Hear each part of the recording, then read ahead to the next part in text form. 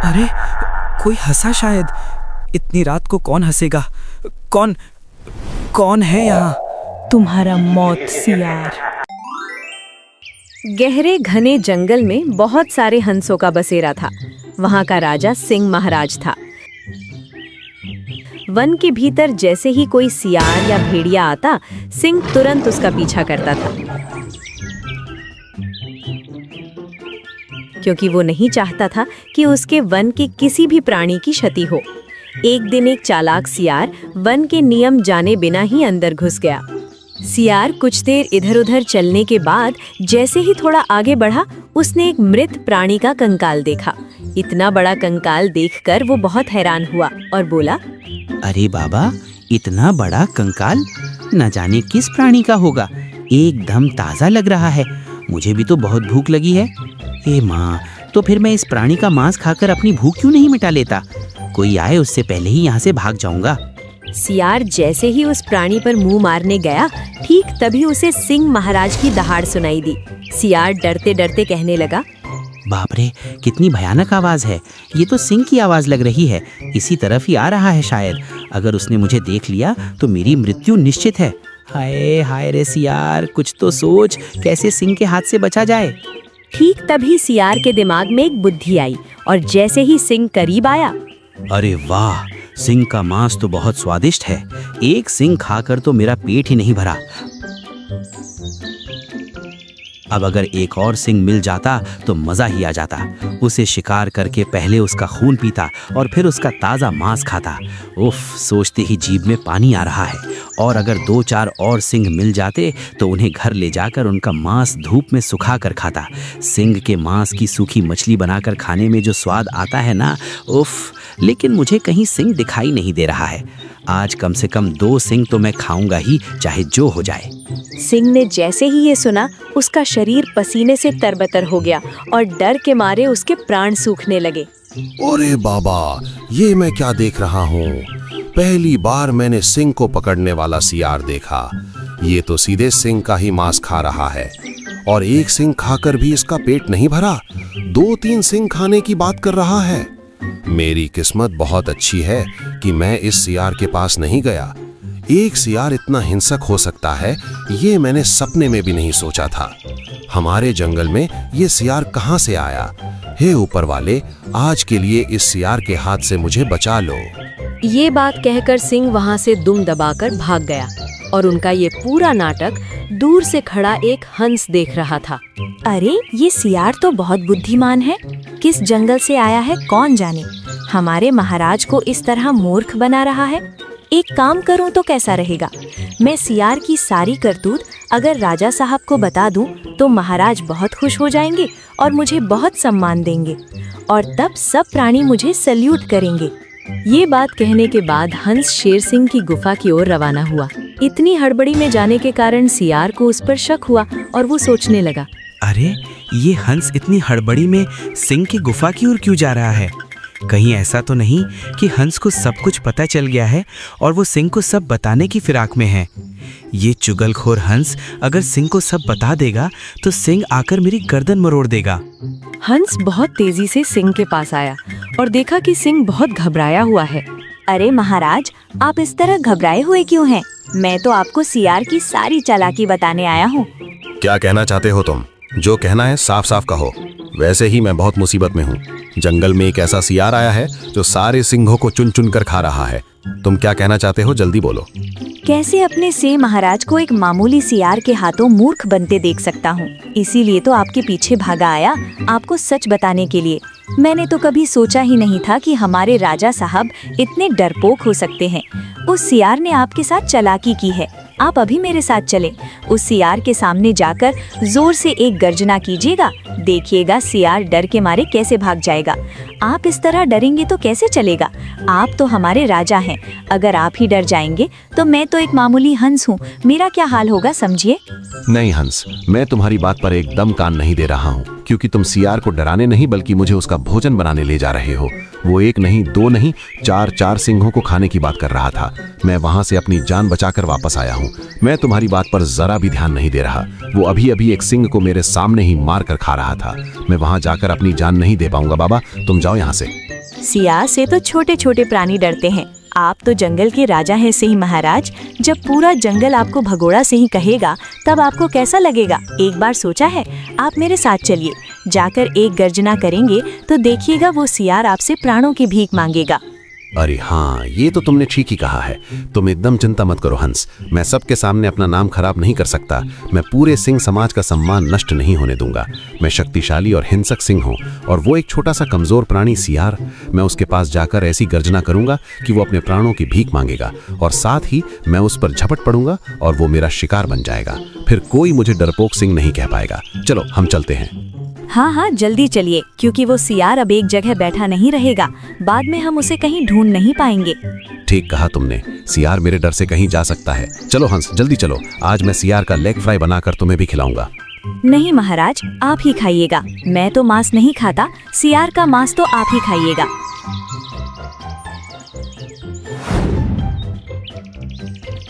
इधर सियार बैठा बैठा सोचने लगा, क्योंकि सियार समझ गया था कि हंस ने उसकी सारी चालाकी पकड़ ली है, और वो ये भी जानता था कि हंस सिंह को लेकर उसके पास ही आएगा।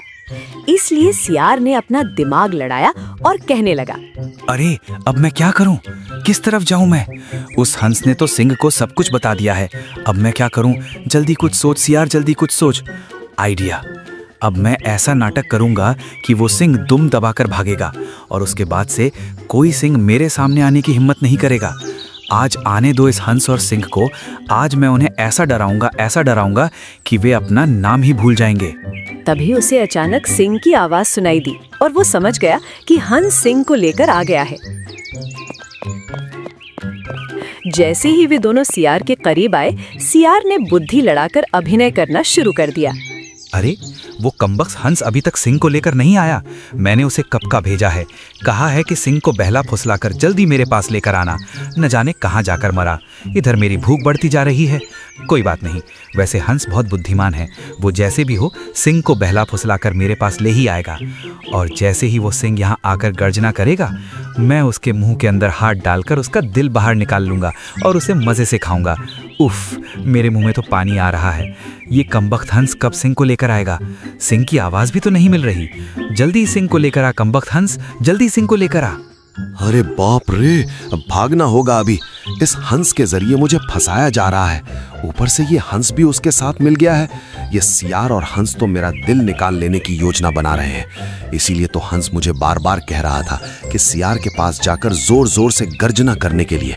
कितनी खतरनाक योजना है रे बाबा। बाल बाल बचा हूं। हंस के बच्चे, तूने मुझे इतना बड़ा धोखा दिया है।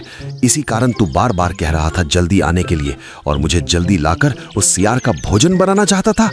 क्या तूने मुझे पागल समझा है? आज तो मैं बाल बाल बच गया। अब मैं तुझे ही खाऊंगा। अरे ये तो उल्टी चाल पड़ गई। सिंह तो अब मुझे ही खाना चाहता है। उसे मूर्ख बनाने के लिए मुझे कोई ना कोई बुद्धि लगानी ही होगी। ओए सियार के बच्चे, तू मुझे क्या खाएगा रे? हाँ, तूने अगर एक कदम भी आगे बढ़ाया तो मैं उस सियार को अभी आवाज दूंगा, और सियार आकर तुझे चीर चीर कर खा जाएगा। आज मैंने एक बात बहुत अच्छी तरह समझ ली। बुद्धि की बात उसी से करनी चाहिए जिसके पास दिमाग हो, लेकिन तेरे पास तो दिमाग ही नहीं है। जा अभी यहाँ से भाग, वरना अभी सियार को बुलाकर तेरा दिल निकलवा दूंगा। और सियार मेरा दोस्त है, बात याद रखना। ये बात सुनते ही सिंह वहाँ से भाग गया, और हंस वहीं खड़ा रहा। साथ ही सियार ने आकर हंस पर झपट्टा मार दिया। बेटा हंस, तेरी वजह से मैं अभी मरते मरते बचा हूँ। तेरे जैसे निकम्मे हंस का जीवित रहने का कोई फायदा नहीं है। मैं अपनी गलती के लिए क्षमा चाहता हूँ। मुझे माफ कर दो, मुझे माफ कर दो। मैं ऐसा फिर कभी नहीं करूँगा। मुझे क्षमा कर दो। तुम्हारी कोई माफी नहीं है। तू एक चुगलखोर है। तेरी वजह से सिंह के हाथों अभी मरना पड़ता। सियार ने तुरंत हंस को मार डाला। इसी तरह 2-3 दिन बीत गए।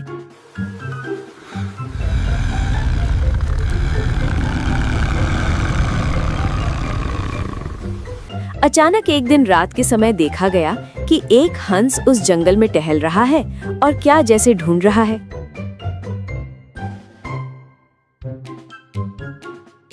ऐ सियार, सिंह, सबको खाऊंगा, किसी को नहीं छोड़ूंगा, किसी को नहीं छोड़ूंगा।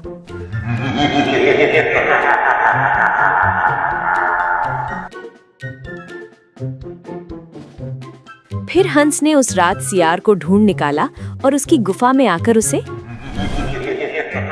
अरे कोई हंसा शायद। इतनी रात को कौन हंसेगा? कौन है यहाँ? तुम्हारा मौत सियार।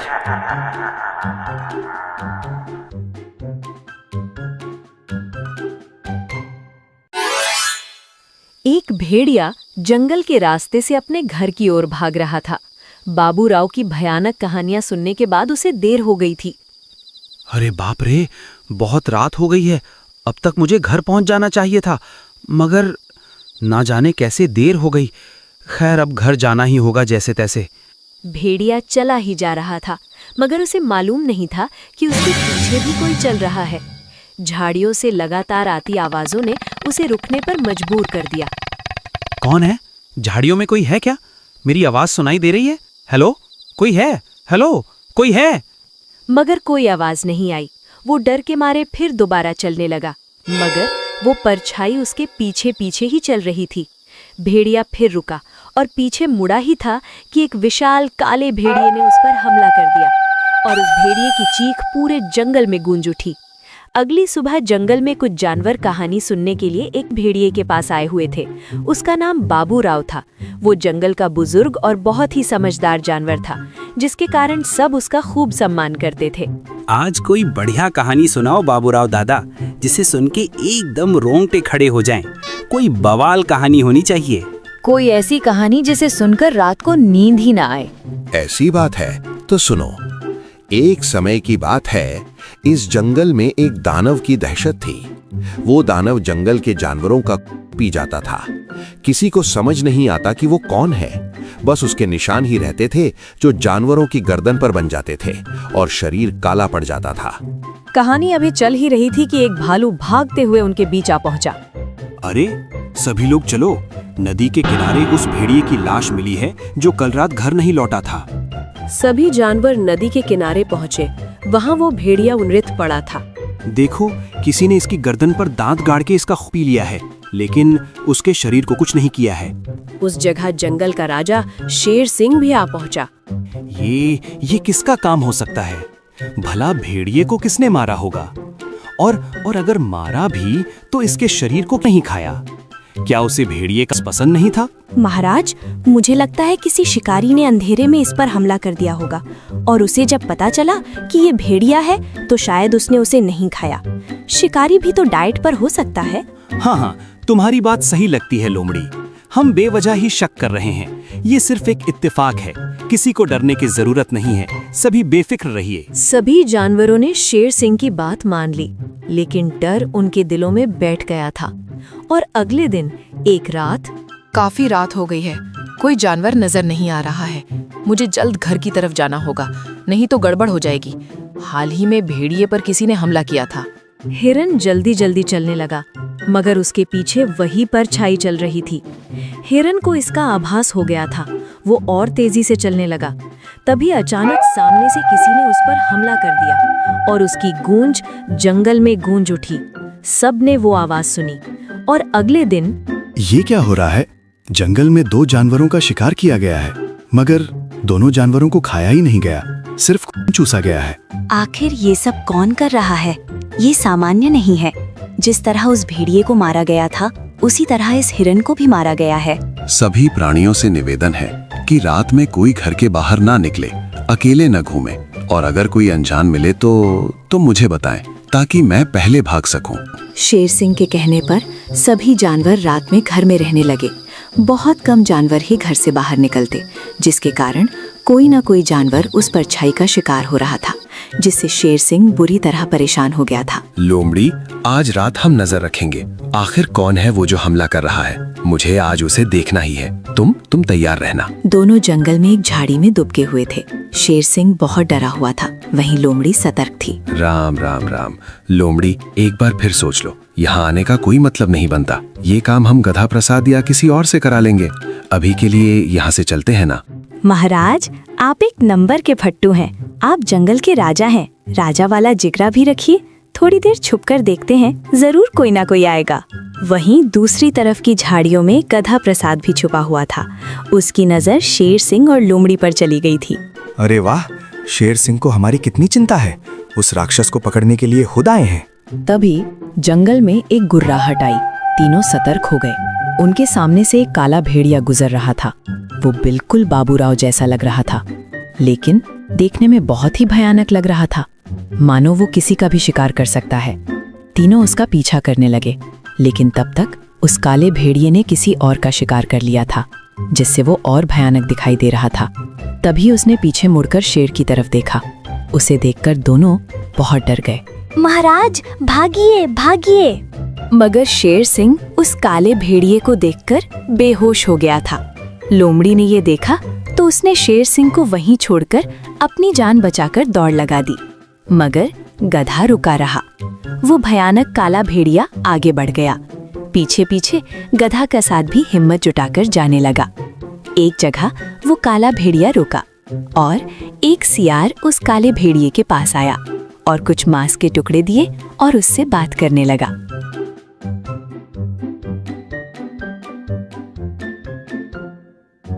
ये सियार से क्या बात कर रहा है? और ये काला भेड़िया आखिर इस पर हमला क्यों नहीं कर रहा है? एक मिनट, इस सियार को मैंने कहीं तो देखा है। मैंने इसके बारे में कुछ तो सुना था। तभी वो काला भेड़िया और सियार वहां से चले जाते हैं और अगले दिन गधा प्रसाद कुछ सबूत जुटाने शेर सिंह के पास जाता है। शेर सिंह महाराज, आपकी तबीयत ठीक नहीं लग रही है। क्या कल रात आपने कुछ वैसा देख लिया था?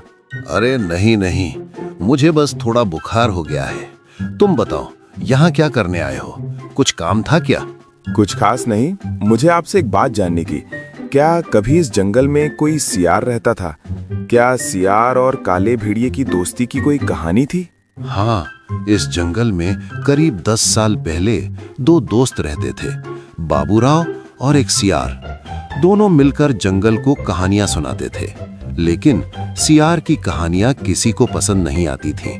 अच्छा, फिर ऐसा क्या हुआ कि आज बाबूराव अकेला रहता है? मुझे अच्छे से याद नहीं है, लेकिन इतना याद है कि उस सियार ने जंगल छोड़ दिया था और जंगल छोड़ते हुए उसने कहा था कि जंगल में एक खूनी काला भेड़िया आएगा जो किसी को नहीं छोड़ेगा। महाराज, मुझे लगता है कि सियार अपनी बात सच कर रहा था। कल रात मैंने एक भयानक काले भेड़िए को घूमते देखा। वो बिल्कुल बाबूराव जैसा था, लेकिन बहुत खतरनाक। मुझे तो उस पर शक है। अच्छा, तो फिर उस काले भेड़िए को पकड़ना चाहिए ताकि वो किसी पर हमला न कर सके। लेकिन तुम बाहर मत निकलना, ये काम बहादुरों का है, तुम्हें खतरा हो सकता है। बहादुरी? और आप तो बेहोश हो गए थे। नहीं महाराज, बिना सबूत के किसी पर इल्जाम नहीं लगाया जा सकता।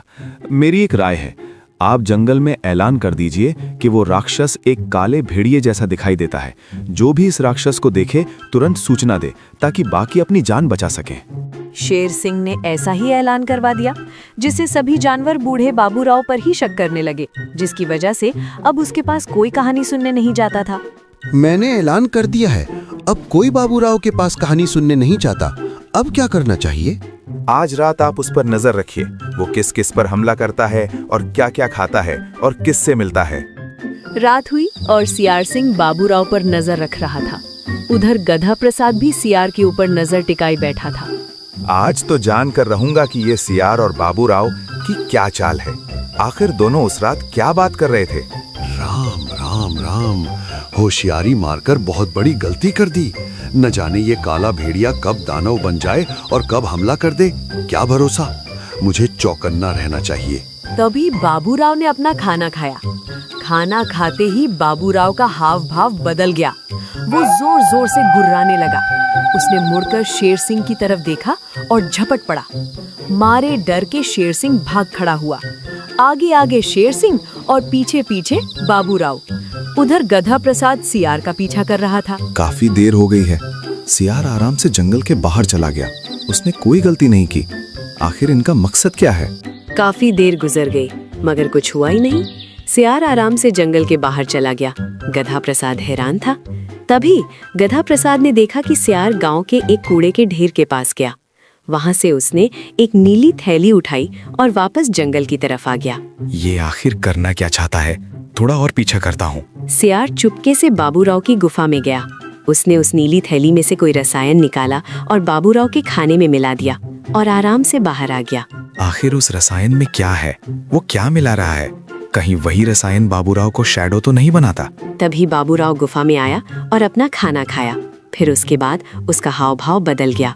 वो भयानक दिखाई देने लगा और गुफा से बाहर निकल गया। अच्छा, तो इसके पीछे इस सियार का हाथ है। बहुत ही धूर्त सियार है। बेचारे बाबूराव को बदनाम करने की कोशिश कर रहा है। कुछ ना कुछ करना चाहिए ताकि उसका पर्दाफाश किया जा सके। अगली सुबह सियार फिर गांव से वो थैली लेकर आया और बाबूराव के खाने में मिला दिया। कुछ देर बाद बाबूराव आया और वो खाना खाया। फिर उसका हाव भाव बदलने लगा और गुर्राते हुए गुफा से बाहर निकल गया। आज इसे दानव साबित करके इसे हमेशा के लिए जंगल से बाहर करवा दूंगा और मुझे जो झूठा बोलकर जंगल से बाहर करवाया था, दोबारा इस जंगल में आ जाऊंगा। तभी बाबूराव सियार के ठीक पीछे आ गया। उसे देखकर सियार की हवा निकल गई। अरे यहाँ क्या कर रहा है? जा अपना शिकार कर। यहाँ खड़ा क्यों है? अरे जा, तुझे और काम के लिए बनाया है। यहाँ रुककर क्या कर रहा है? चल भाग यहाँ से, राक्षस काले भेड़िए। लेकिन बाबूराव सियार पर झपट पड़ा। सियार डर के मारे भागने लगा। आगे आगे सियार और पीछे पीछे बाबूराव।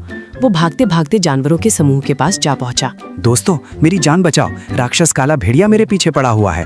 वो मुझे मारना चाहता है। दोस्तों, मुझे बचाओ। क्या बकवास कर रहे हो? बाबूराव तो बहुत शरीफ जानवर है। वो हमें कहानियाँ सुनाता रहता है। भला वो तुम पर हमला क्यों करेगा? मेरा यकीन करो भाई, वो दवाई पीने के बाद राक्षस हो जाता है। इसे किसी चीज की समझ नहीं रहती। वो खूनी काला भेड़िया बन जाता है। दवाई? कैसी दवाई? तुम्हें कैसे पता कि वो दवाई पीकर राक्षस बन जाता है? तुम हमसे क्या छुपा रहे हो? साफ साफ बताओ, वरना हम बाबूराव से तुम्हें नहीं बचाएंगे। सियार डर के मारे सब सच उगल देता है।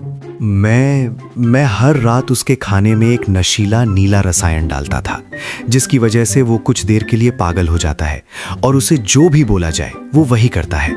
फिर नशे का असर कम होने पर वो सामान्य हो जाता है और उसे कुछ भी याद नहीं रहता। मगर तुमने ये सब क्यों किया?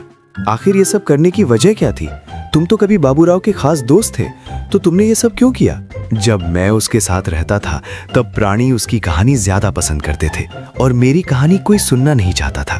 धीरे धीरे मेरे मन में उसके लिए ईर्ष्या बढ़ने लगी और मैंने उसे इस जंगल का सबसे अप्रिय जानवर बनाने के लिए एक योजना बनाई।